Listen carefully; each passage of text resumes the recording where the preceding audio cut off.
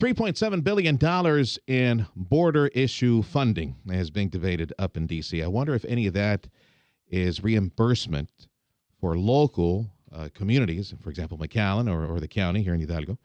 They've been providing some assistance. Local charities have been doing their best to keep up with the human need.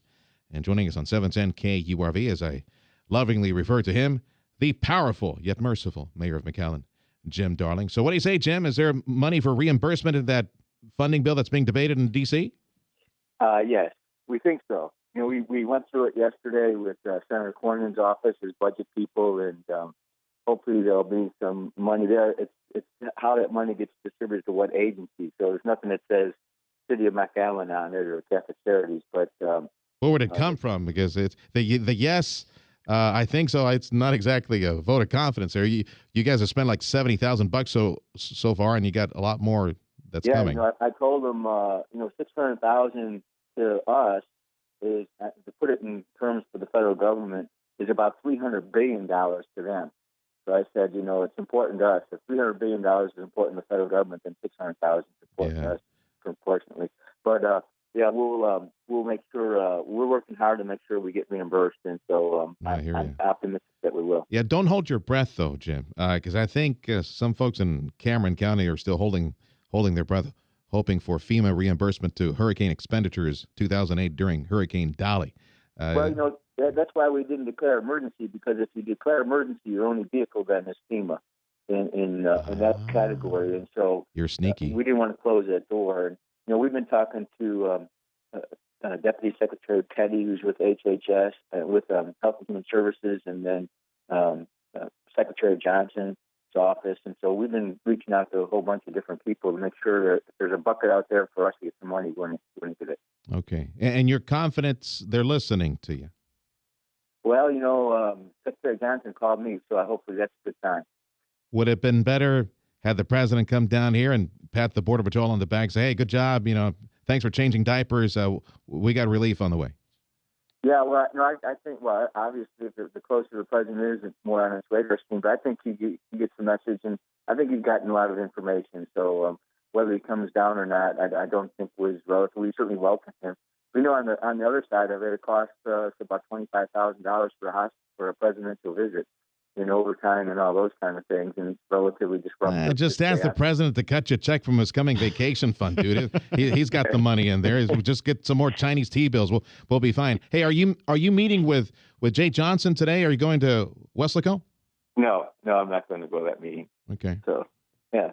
Well, we're trying to stay non-political in this process. Well, not the political, but just hey, Jay, what's up, Jay? Can you give us a check for what we're spending over here? Yeah. We're making that attempt. Is it mostly a fuel expense, Jim? Is that what you're paying for? Well, no. The other thing is employees, and so a lot of that money. I don't want to, a lot of that money, unless it's overtime, it's within the budget already. But what we're doing is pulling people out of their normal functions at the city, and so hopefully we're not hurting any other functions. That's what we're trying to balance. Mayor of McAllen, Jim Darling, joining us on 710 KURV. Mayor Tim Sullivan here in the Valley, I've noticed, is getting some favorable write-ups in some prominent publications, the Washington Post, Texas Monthly, to name a couple, for the way that folks here have responded to this this massive problem, the humanitarian response here. And you compare that to the scene in another city, such as Murrieta, California. And, it kind of shows that we're doing it right. Now, that said, the costs are piling up. Yeah, that's the emphasis we're trying to show, is that there's two stories here. There's an immigration story, and certainly that's important and tragic to a certain extent. But the story we're trying to show is we live in a great place. We've got great people. They're generous people, and we are getting. Yesterday I talked to the New York Times and a bunch of people. It's not about me. It's about the Valley, City of McAllen, and all the fantastic people, and us stepping up to help people that's in need. And I think that helps. We always have problems with people coming down. Where's the Valley? What is it all about, even in Texas? And so I think this is an opportunity for us to shine in an otherwise problematic area. Are people still volunteering? Are doctors and nurses and just, regular folks, are they still stopping by the Sacred Heart Church and elsewhere and lending a hand? We have 36 doctors who volunteered. I have a Pedialyte line going right from the doctor's hospital over to the center. We actually have more doctors than we need at certain points. Okay, now we that's have good. scheduling software, and the thing is sustaining that. It's tough on those. They're taking from their time and their family, and we're always worried about sustaining that effort. So we meet weekly now with Catholic Charities and the. Excuse me, Tim, real quick, which reminds me, a few days back, Jim, just an FYI, keep us in mind in case you need to put the word out. We were speaking with folks at Catholic Charities in the diocese, and we were about to do a public service campaign asking physicians to volunteer. Obviously, you have more than you need right now, which is good. But we don't. But it was pulled because someone has to make that decision, either the county or the city, someone out, or maybe the health department. If you ever fall short, you need to come on back and put the word out to get those physicians out there for you for the next several weeks. Absolutely. Right? They're going to need relief, and the more the merrier. And now we got scheduling software, and we don't have people just showing up and not having anything to do. And so that's a yeah. I'm going to guess that the doctors and nurses are pretty busy. Can you tell me what they're seeing, what they're treating? I guess what do they do? Well, what we understand is the families, when they get to the Border Patrol, are not really telling people what their physical condition is because they're afraid of being separated or held back, quarantined or something like that. And so, we're getting that's not good. That's not good, and that in itself, that's not a good scenario either. No, it's not. But we're getting, dehydration is probably number one for little kids, and diarrhea, and it's babies and some of the skin lice problems there. Typical stuff. But nothing unusual. Some of the young teenage girls have had problems, coming across with sexual assault. But oh dear, yes.